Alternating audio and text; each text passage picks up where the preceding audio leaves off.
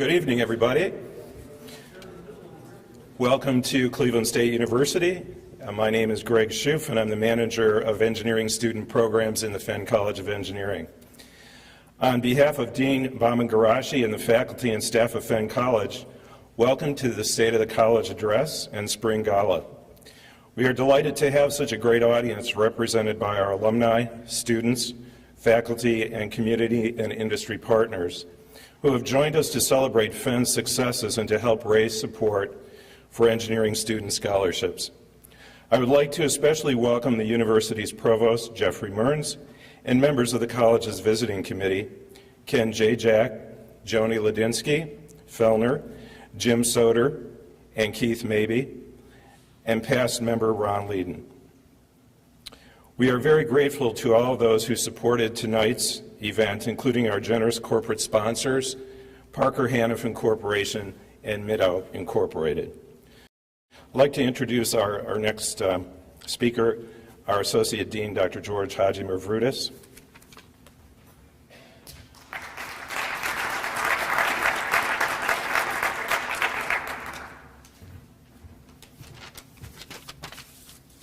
Good evening.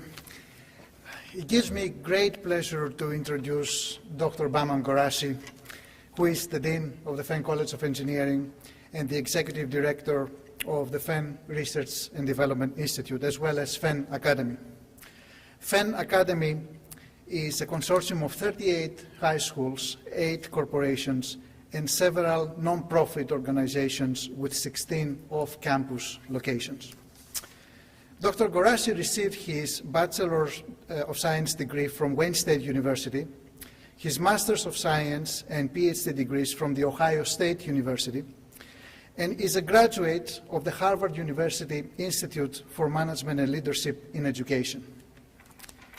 He has authored and co-authored numerous books and publications in science and education, and he has delivered invited lectures at many institutions, including the University of California, Berkeley, Stanford University, the University of Cambridge, the University of Oxford, and the University of Manchester.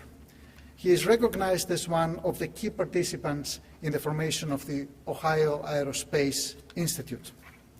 Dr. Ghorashi's work has been featured in several newspaper and magazine articles, and he is a recipient of numerous research, teaching, and service awards from Cleveland State University and its boards of trustees, NASA, the American Society for Engineering Education, local and state officials, and he has received a certificate of commendation from the General Assembly of the State of Ohio, in which he is recognized as one of Ohio's finest citizens.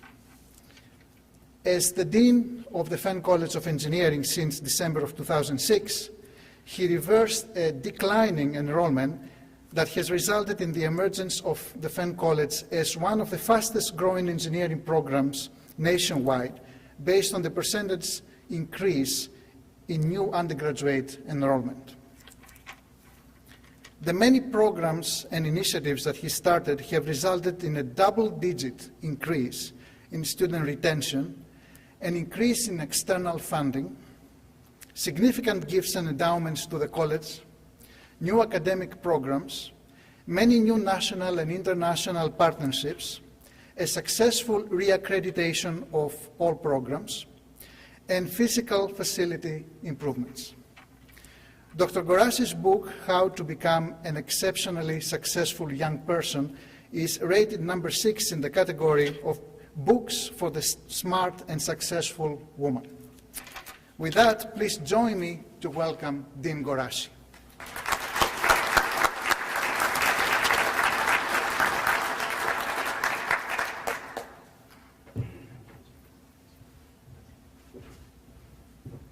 Good evening.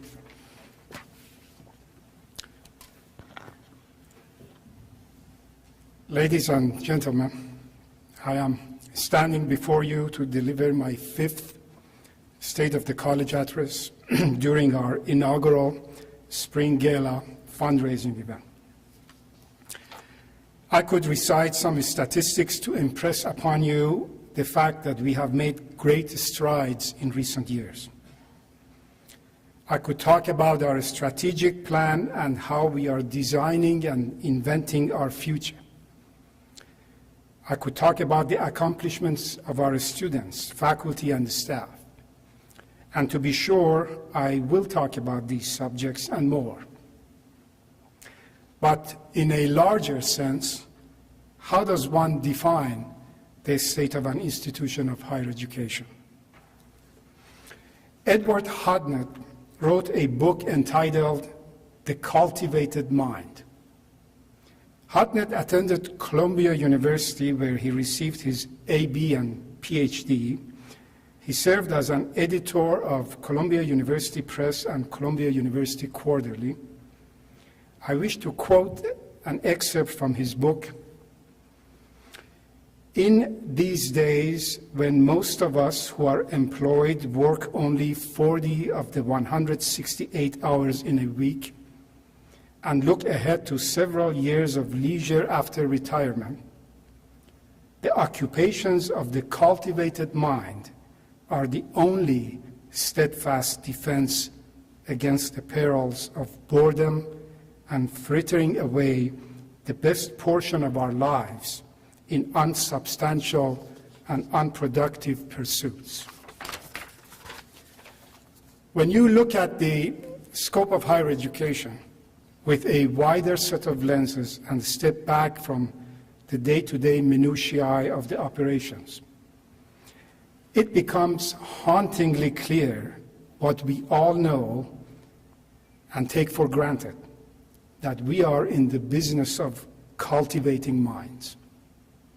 Indeed, a very serious responsibility, one that was understood by Edward Hodnett, who served as the dean at the University of Newark, now a part of Rutgers University, as vice president of the University of Massachusetts, and later as president of Fenn College from 1948 to 1951.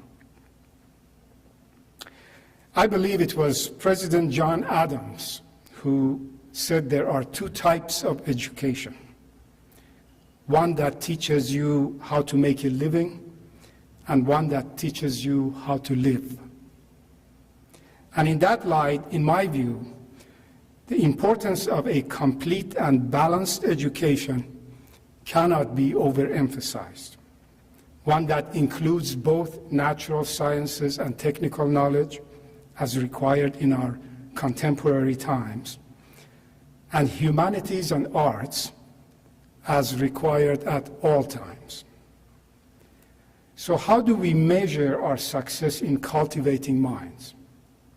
I think one measure of success is the societal impact of accomplishments of our students and alumni based on the contributions that they have made to enrich the lives of others. Fenn College has a very rich roster of outstanding alumni, not only measured by the prominent positions they hold, but also by how many of them have reached out and touched the lives of those who needed their support in order to advance their circumstances. It takes compassion and a cultivated mind to do that properly. And while we certainly cannot take all the credit, we can celebrate their success, knowing that the education that they acquired at Fenn played a role in their intellectual development.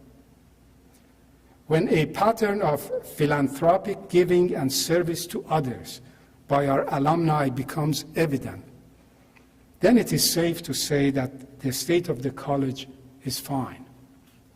That by and large, we have done things right in the past, and we should continue on that trajectory.